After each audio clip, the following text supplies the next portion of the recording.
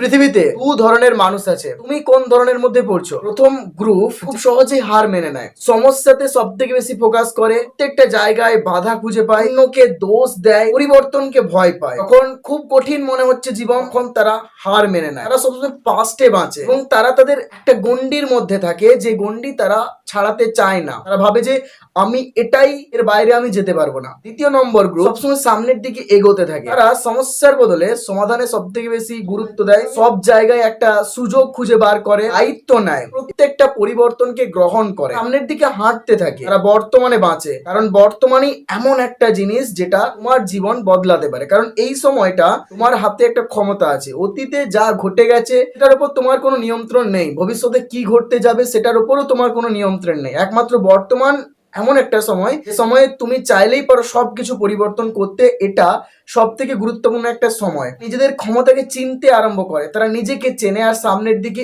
এগিয়ে যায়। এই দুটো গ্রুপের মধ্যে তুমি কোন গ্রুপের মধ্যে, নিচে কিন্তু কমেন্ট করে জানাতে ভুলবে না।